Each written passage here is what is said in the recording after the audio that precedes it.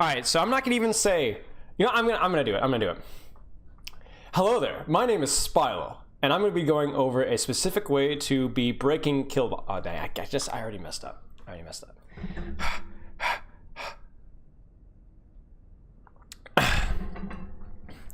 guys, we're gonna be doing I can't.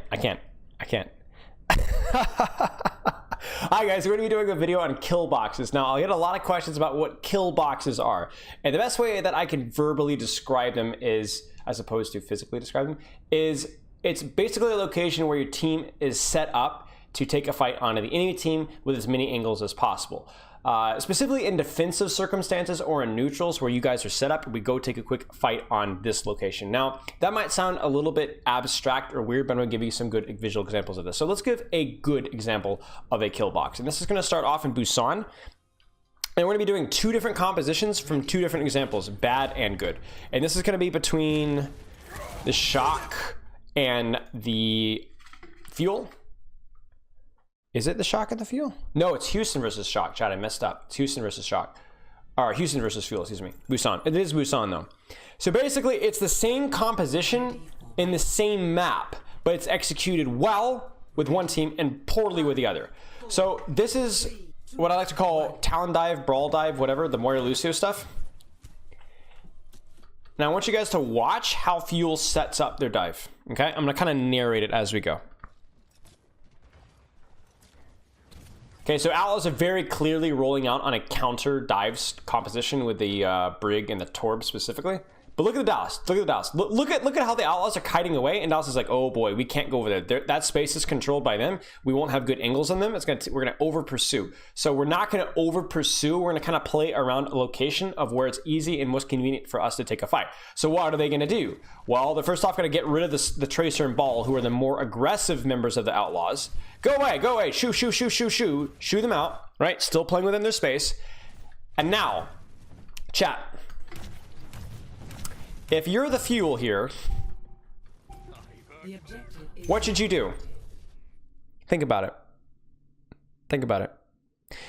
What you're gonna do is you're gonna go to point, and point pressure, or just the fact that you control point, forces the enemy team to actually push up at some point to cap, because if they don't, you're gonna capture point and you're gonna go over here and like smoke cigars and drink martinis. At some point, Houston has to start aggressively pushing a flank or pushing point, or they have to press W at some point in some way, even if it's passively, right?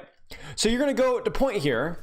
They're gonna start pressuring point, right? And again, okay, Jengu's going in, right? Okay, but who's getting value out of that? Is Happy in a position to get value out of that? No. Is Dante in a position to get value out of that? No. Crimzo? No. Juby? No. Piggy? No. Nobody in Houston can get anything out of this. So Jengu goes in, he's gonna get hacked or pressured, and then as they get baited forward, because you notice what Houston are doing as Jengu goes in? Look. They pressure point. Houston's like, okay, well, we have to start doing something. They walk forward, watch. Bang!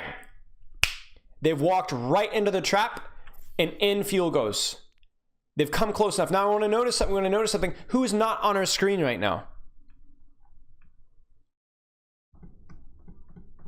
Doha.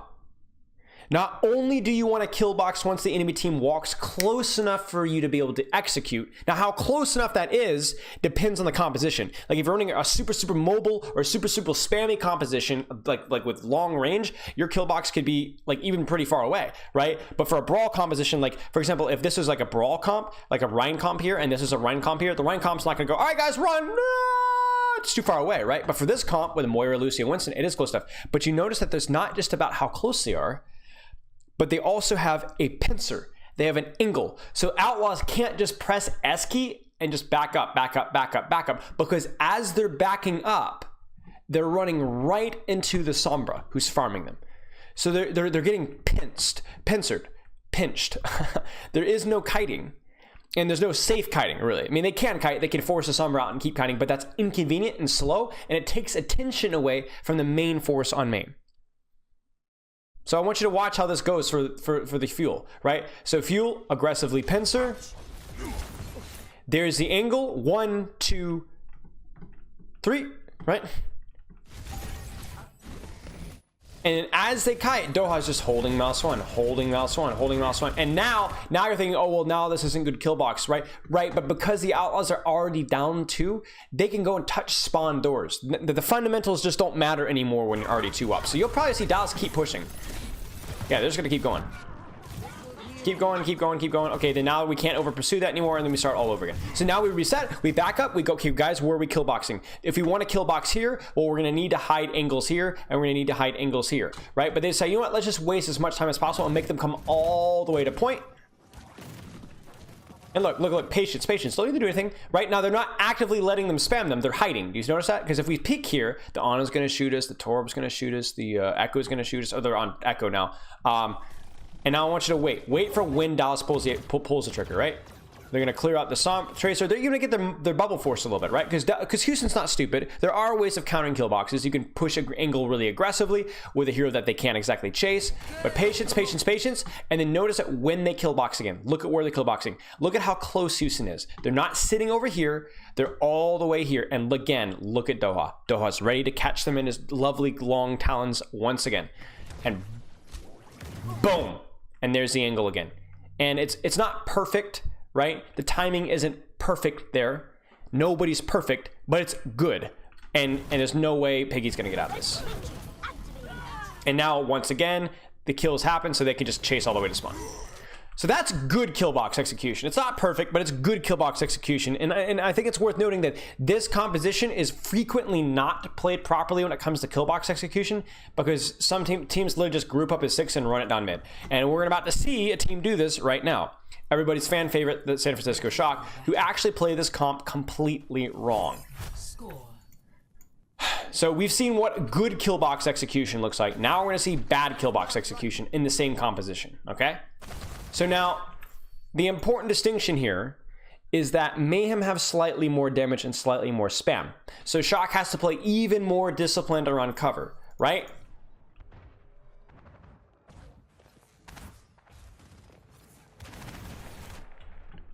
Remember what was our rule with kill boxing, right? You need an angle, you need positioning around where you guys can actually follow up. And what do you do before you execute your kill box? You don't take damage, right? You don't peek the enemy team and let them force cooldowns on you, especially if they have higher range than you. Now, for example, these guys, they're more than happy to poke you down. But if we're playing a brawler style composition, we don't want to take damage, right? So Super should not be peeking this here. Not a single person of Shock should be peeking this here. We can literally sit here, AFK, have our Swamp Tracer kind of AFK here, and wait for somebody on the Mayhem to touch point. Because if OG touches point, he gets hacked and he gets killed, right? And for them to support OG, even if he doesn't get hacked, they're going to have to actually walk forward a little bit. Walk to here, or walk to here. If they walk to here, or even here, we can rotate quickly and catch them in our space. Instead, what do Shock do? Take way too much damage before the fight even starts. And let's actually look at their dive. There's the dive. Do you see the problem here? Do you see the problem here? Do you see the distance that they had to traverse to get there? Instead of rotating or playing like baiting Shock to come, like baiting Mayhem to come a little closer. Because again, they could have played around cover, they could have played around here, played very carefully around cover, the backside of point here, threatened hack on OG and burst from there. But they didn't. They just W'd mouse one from across the entire map. And not only that, do they have an angle pincer? Not really, no. Striker gets caught out, forces a duel, which he doesn't really want to be taking. He'd prefer to kill backline instead right now. And look at Nero's positioning. Is Nero going to catch this? Is Nero playing here? No. Nero is also frontlining. So this gives Mayhem a realistic kite path out of the kill box, right? So Shock pulls the trigger too early, they pull the trigger without angles, and they pull the trigger from too far away. So it's a bad kill box. You're rushing it. Chill. Wait for them to come into your location. Or if you need to attack them, then rotate to where you don't have to overextend yourself, right? I think the best way to describe it is like you're fighting somebody and you never want to like, if you're doing like a kick, right? You don't want to be kicking and reaching way out with your leg to try and reach them. You either need to wait for them to come closer to you so your kick has more power, or you need to position yourself so that you can kick with more power. You either move yourself closer before you kick, or you wait for them to come closer before you kick. One or the other. Right now, Shock isn't moving. They're not rotating. They're just using cooldowns. Nor are they leveraging things like point pressure or other things that you can do to force Mayhem to come a little closer so that they can kick them. It's overextension. It's overextension, and it's not playing around your space well. And not only that, like we said again and again, they do not have pincer, so these guys can literally all look in one direction. Now, to be fair, Yaki is doing the right thing. The fact that he's dueling Striker is very smart. That's good. That's good counterplay. But Striker needs to avoid that counterplay as best as he can, and he's not doing a very good job of it. Best way to get out of a kill box if you fell for it. To be fair, we're talking about Shock's kill box execution, not Mayhem's. But if you screw up and overextend, then yeah, you kind of have to commit. Unless you have an opportunity. Like Shock here theoretically could kite out, but like it's going to be really, like, where do they stabilize? Like maybe they could stabilize here, but it's going to be a train wreck. So this is a little bit unorthodox because it's King of the Hill, right? So these demonstrations are very hard to understand. So I'm going to be pulling up a little bit better example. Not better, but easier to understand. Okay. Okay. I think this is what I'm looking for. A good example. So we're going to go to a different composition and a different map to explain the same concept. All right. So if you're on defense, I want to ask you guys a question. From what you've learned so far, Twitch chat or YouTube, when would Fuel commit their nano? In other words, when is Fuel going to actually take a hard fight? Think about it. Just for a few seconds. Pause the video or Twitch chat, type it up. What do you guys think? Where is Fuel set up to fight? Killbox. Counterdive. Is Fuel set up to fight over here? I want you to look at this. Do Fuel have multiple angles on this high ground? No. Not really. So they're not really set up to fight here.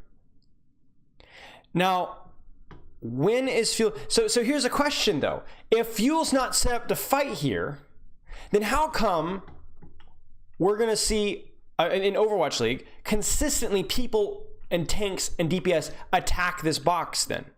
When do you say, oh, I'm going to attack you even if you're not exactly in my kill box?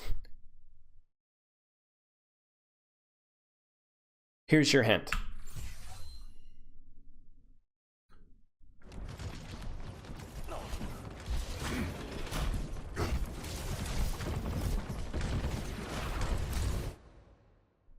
There's your hint. Think about it. As soon as the enemy team... Right, when the enemy tanks are in your kill box. Exactly. As soon as the enemy team encroaches on your space aggressively, you are free to do whatever you want. Even if your angles aren't that good on it, even if you don't have a great pincer, that is an opportunity for you to say, oh, you walked into my space, right? You might get punched in the jaw, but you're going to return the favor. That's the point I'm trying to make. Fuel should not do a thing until Shock actively contests their space, either with a diving tank or with Zarya going to point, or maybe if they had they could bob point, or a McCree pushing this flank over here. They don't have to do anything. There is no point doing a thing. So as soon as he sees Smurf going in, Fearless is like, okay, here we go, right? And now look at what we're gonna see. The Smurf is in, which means if our monkey goes in too, we can focus and kill Smurf and waste this jump. Good sleep. And then that's when we see the kill box, right? And not only that, but you can also see how the Zarya is starting to aggress a little bit, etc. And then they counter dive. And that's kill boxing. You notice how the kill box itself, can our backline even follow up here? No. But the point of the kill box isn't always that you're fighting in only one specific set location. But when that set location has its boundaries breached, you attack. It's like setting off an alarm. Oh, they just crossed the flank. That's too far. That's too greedy. If we let this monkey just dive in here for free and we don't respond, we're gonna lose. You kind of see what I'm saying? So the fight location isn't always in the specific kill box. It's more of an alarm. Uh-oh, they breached the barrier. and you respond in turn. And this is what happens. So, because you're thinking, oh, we can't follow up on this. Yes, but we don't always have to follow up on the same targets, do we? We can also focus a separate target, which is exactly what you see here, which is what ultimately is like a really scary, combo here. But look, oh, he gets the kill on the Ana, but guess what? There's no follow-up. The Zarya and Brig are under no pressure at all. You see that? You see how they're able to trade backlines here? First off, there's mechanical play, great play from the Fuel here that we're ignoring. But the big point here is that, yes, they got a kill, but they're not able to do anything with it. They've got a kill, and they still haven't cleared high grounds. They've got a kill, but they haven't killed the Brig too. And they haven't killed the Zarya. Are they going to be able to take that on a kill and do more with it? No, they're not. Because they're too busy tied up elsewhere. Now, that's a good example.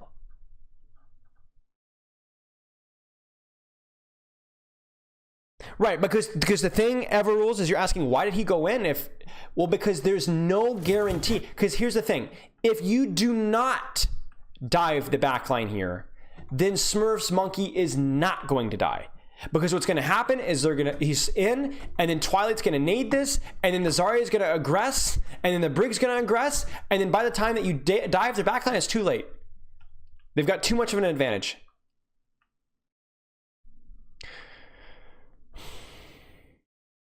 What should Shock have done instead? I mean, Twilight messes up his peel. Twilight and FD God mess up the peel. That's the micro mistake here. Because the point is, it's nothing that Shock really does wrong here. You do have to encroach on their space. Otherwise, that's just attacking in general. Attackers have to break map control somehow. They have to walk into the kill box somehow. They can bait it and try and flank it and kind of maybe, oh, watch out, oh, we're going in, just kidding, But, eventually you do have to walk in the enemy space. It's about surviving that and then countering that. So let's go for a bad example here, okay? So this is the same map, actually. Same map. All right? But this is the Shock versus the Fuel. Now, obviously Fuel made this mistake as well. In fact, we even coined it the Dallas special, forcing aggression way too far outside of the kill box where he didn't need to. But the Shock made it a lot too, and I think they're going to get highlighted for it. So now I want us to watch this here. And I want you to watch carefully from what you've learned. And I understand this is a complicated concept here. Complicated concept. But I think the simplest way of describing it is, did we need to do anything? Did we need to do anything? Did the Shock need to do anything right now? Do they need to dive? Let's watch. Look at the Fuel's positioning here. Remember the alarm mindset that we talk about. You cross the air. Uh-oh, Winston's dropped. Uh-oh, Winston's touching point. Uh-oh, Winston's touching point. Oh no! There's the nano. And look at the Fuel.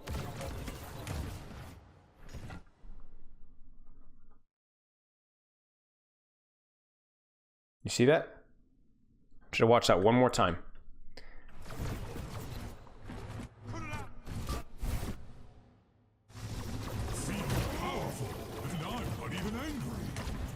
Bang.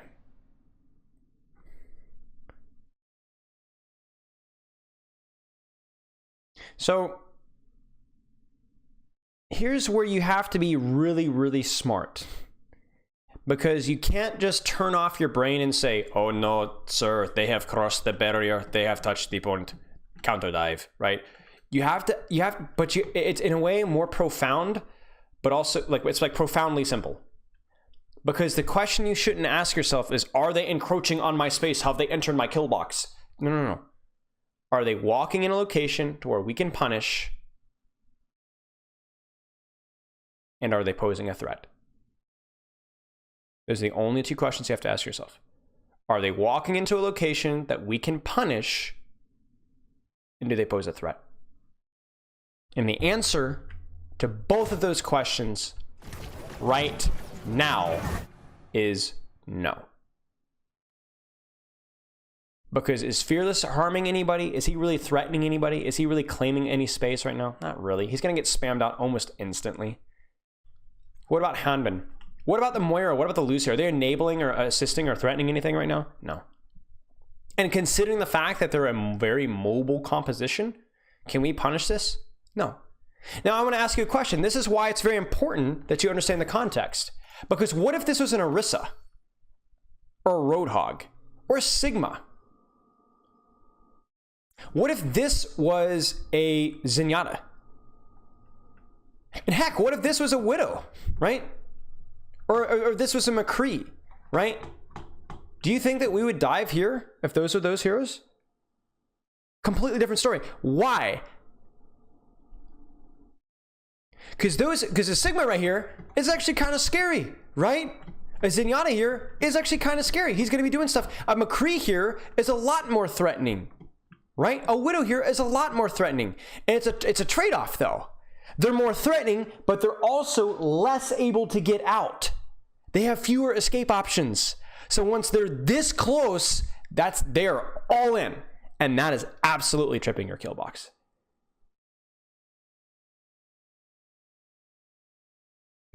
So the point here is that the fuel looks scary right now, but they're not scary at all. They're not scary. They're not pressuring anybody or doing any damage or taking any space whatsoever. And it baits the shock into thinking, oh no, we're on point, we gotta do something, right? But you really don't. You really don't. Not until that monkey commits his jump, not until they commit a coalescence, maybe. Maybe if they commit an ultimate, right? Now I also have concerns about the Nano Monkey. I think Nano Monkey into shocks, it's a fuels comp isn't that good. But regardless, like, I think that's the point I'm trying to make here. Now, just to prove that this is not only to do with dive comps, I want to look at something here. I'm trying to think. What was a situation that we've seen it in?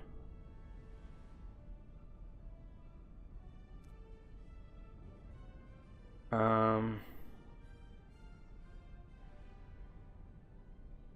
trying to think.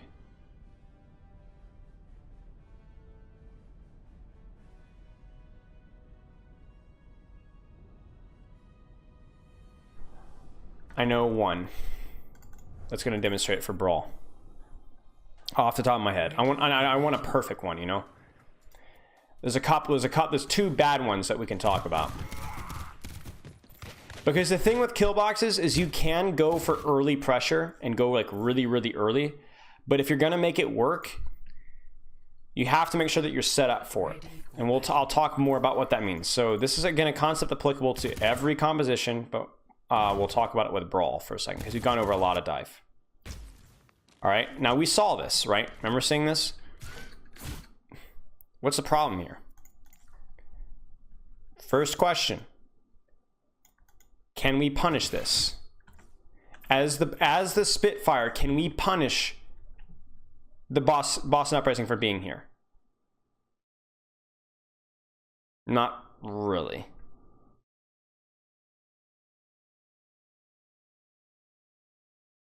Not really. Yes, the McCree is dead, but that's not good enough for it. You want a clean team fight win to waste as much time as possible and to build as much ult charge. So not really. The second question, you have to so kind of yes and no. We can kind of, but it's kind of scary because we're walking through a choke. The second question is, do the Boston Uprising pose a threat whatsoever right now? The answer is no. Not until they walk through this choke do they pose a threat whatsoever. And that's also when our positional advantage is the highest. So I want you to watch what actually happens here. Now, you guys watched this in my stream the other day, but I want you to watch what actually happens here. Because it's very predictable. IM-37 is dead. What do you think happens with the Spitfire now? Well, they can't walk through the choke.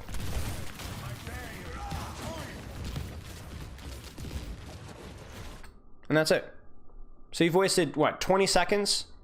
Use an ultimate. And that's it. And that's just not going to cut it for me. So let's theoretically say this. Let's say the Spitfire wanted to do something really stupid like this and make it work. How could you, as a Spitfire, make this work? How could they make this work? So we go back to the first question. Can you punish them for being here? And the answer was, with this setup, no. So how can you?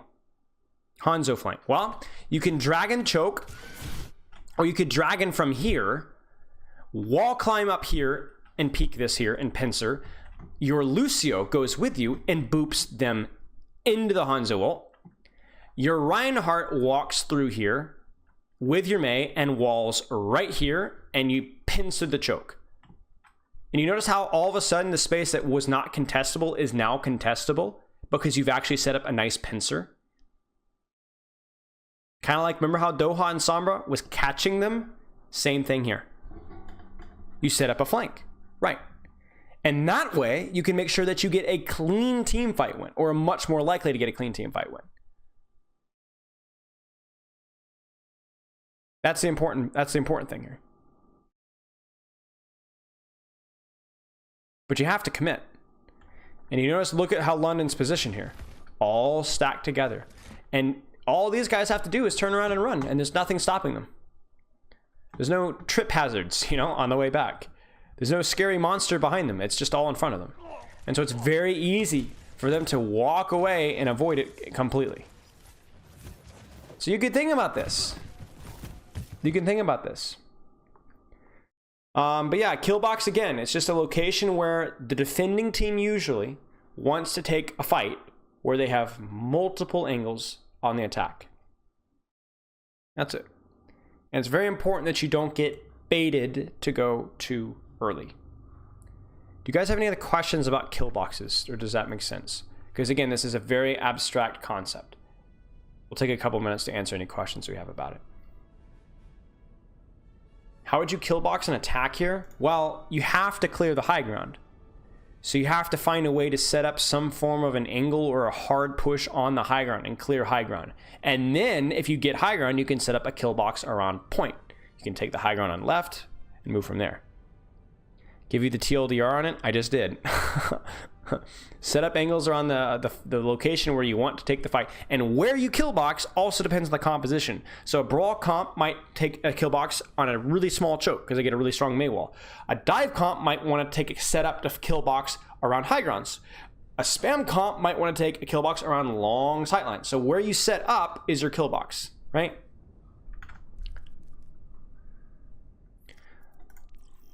For example, let's take a think about how we can apply this to a ranked game. I'm going to pull open Overwatch and we'll go over this. Keep asking questions if you have any. So here's how you apply it in a ranked game. Because it's an abstract concept and you're like, okay, well, what does it apply? How does it apply to me? Well, we'll explain it right now.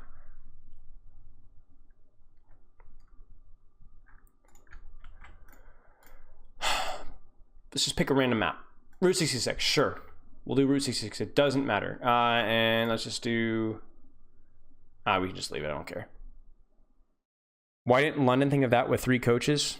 I mean, a lot of it is just in-game stuff, and yeah. Could be players had the wrong idea, or the players wanted to just pop off and clutch, but they're not executing it the way they ought to. So, here's the deal. If you're playing Brawl, like let's say Reaper Mei Brawl, or Rhine Brawl, and let's just say for argument's sake that you're not spawn camping, okay? So usually that's the better thing if you have a speed comp as the spawn camp, not because it's a great choke, but just because you can get a lot of good fights, okay? So let's say you're playing for like one fight with Brawl. You're gonna kill box here. Why? If you're playing Rhine Reaper Mei, why are you setting up to fight here? Why is this your kill box? You guys tell me.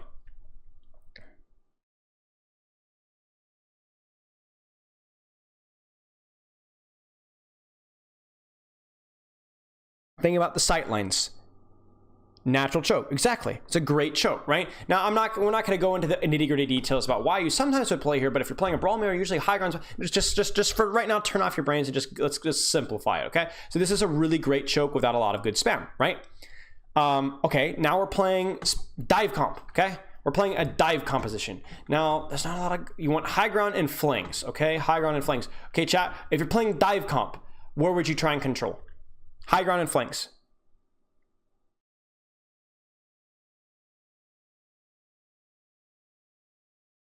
Gas station, right? You have a lot of your teams set up here, and maybe your tracer's like playing in there, or maybe your tracer's playing on the high ground inside and up in here, right?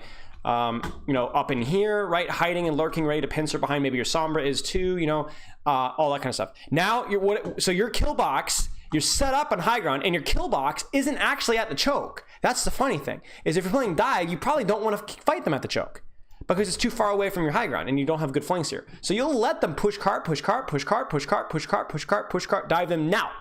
Right here. So this is where your brawl kill box was, and this is where your dive kill box is. Now think about where's your spam kill box, because this one is even more different. Because you're thinking long sight lines and like angles, multiple angles. So where do you think you would have set up? Where would you set up for spam?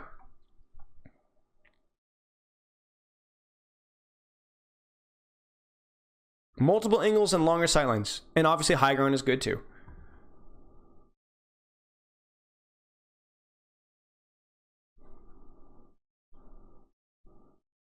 Back right, sure. So you could be on the area, right? So you could be here still holding high ground, right? But you can also be set up, have another angle set up here, right? You can have an angle set up here for spam as well, because it's also a very long sight line and you've got cover. So you might be with dive, you might have guys more in deep and high and sneaking here, but with spam you might have an angle here and an angle here. And so where would your kill box be then? Where are those angles? Where do those guys have really good LOS? With brawl it was here.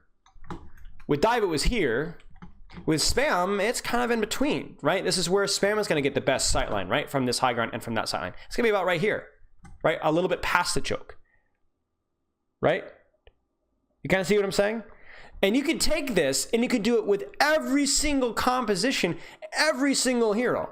Oh, we're playing a dive comp, but we're playing a dive comp with a Widowmaker and a Tracer and a ball. So our ball Tracer, don't want to stuff them in the choke, right? Even though it's a long sight lane for a Widow. So what we'll do is our Widow will play kind of passive until the enemy team rotates to about here, right? And right here gives a ball the opportunity to come in from a flank, Tracer to come in from a flank, and yet still is a long sight lane for our Widow to kill box in this location. Do you see this, chat? Now I'm oversimplifying this a little bit. But it's all about finding like how can we best synergize what all of these heroes want to do in the best location for all of them. If I'm playing Mei, I don't really want to fight here. There's no good Mei walls here. I want to like stuff them up in here, or maybe even let them push cart all the way to here and then Mei wall here instead, right? So this is pretty crazy. This is a very, very complicated concept that's completely dependent upon the composition that you're playing, the heroes that you're playing. But does that kind of make sense?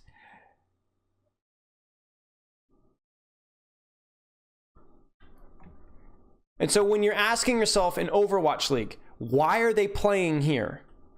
Why are they positioned here? Why are they fighting on that choke? They might just be feeding. We've seen them feed. We've seen different Overwatch League teams feed multiple times. But you also look at their heroes and say, okay, where do you think those, like, where's the best balance of long sightline, good flank, and so on? Okay. And here's the thing, this is something that I've been studying for a long time. So if it makes sense, but you're still like actually struggling to apply it in a game or even follow it in Overwatch League, don't worry about it. You're already a step ahead of most folks. It takes a long time to figure this all out.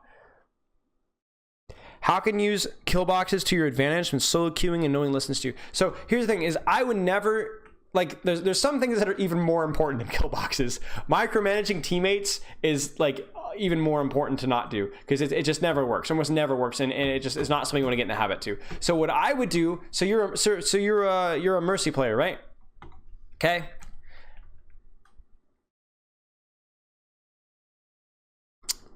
How could you best leverage your kill box?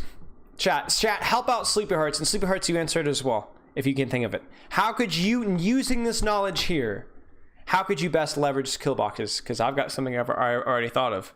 Because this is a really good question. It's not an easy answer. What does Mercy do? What is Mercy's main utility? Knowing about where the enemy team, yeah, so you can use that against the enemy team, right? Knowing, hey, we're playing up against a divier comp here. I need to watch out for tracer flanks in this location, right? Back here, I'm not as worried about it, right? For sure. How can you best use it against them? Damage boost. Okay, so damage boost so there's different utility of Mercy, but the direct utility is damage boost. So how can you use damage boost or your knowledge about kill boxes to get the most value out of kill box? Or to get the most value out of damage boost? Prioritize boosting people utilizing the kill boxes. Pocket the person in the best position for their kill box. There you go. You just answered the question. For example, if I see my Widowmaker playing here, you know, and the enemy team is like right here, I'm probably not damage boosting my Widowmaker, you know. I'll keep an eye on her because she might need healing. But if I've got to pick and choose between a Widowmaker right here and like a Hanzo up here or a Junkrat up here, probably gonna go with the Junkrat or gonna go with the Hanzo. If I've got the choice between, you know, a Sigma right here and a Reinhardt back here, then I'm gonna damage boost the Sigma. Reinhardt's not doing jack. And you see how this concept, when you break it down to the individual level, isn't that complicated. A kill box is just the accumulation of where everybody wants to play for their maximum efficacy. And so all you have to do as a Mercy is go, who's in a good position to do stuff right now? Oh, that person is, and that's it. That's all you have to do. The complicated thing is, as a coach, trying to figure out how to balance the positioning and range of 6 different heroes and make it work. What happens when kill boxes overlap? And that's where you just have to find a compromise, right? If we're playing Orisa Sigma Tracer, your Tracer might want to kill box like right here or right here, but she might have to go a little bit earlier because the Orisa Sigma are taking shield traits, right? So she might play a little bit more aggressively. If you're playing, let's say, you know, a dive with a McCree, okay? You're playing dive with a McCree. Your kill box might be, you know, again here, but you're going to go a little earlier because your McCree can get good spam on this corner here.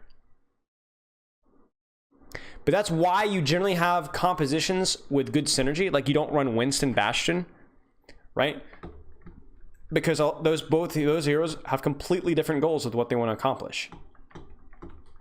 That's how sometimes natural synergy, like you look at Winston and Widow and you're like, how do those heroes have any synergy? Well, there's a lot of places in Overwatch where there's a long sight line and also high ground near where that long sight line can see. Like if I'm playing Widow here, right, on this high ground, if my Winston drops from big Earls and starts zapping people, and I'm here, I'm gonna get a lot of value out of that, right? There's a synergy here, right? There's overlap because this is both a long sight line and high ground, right?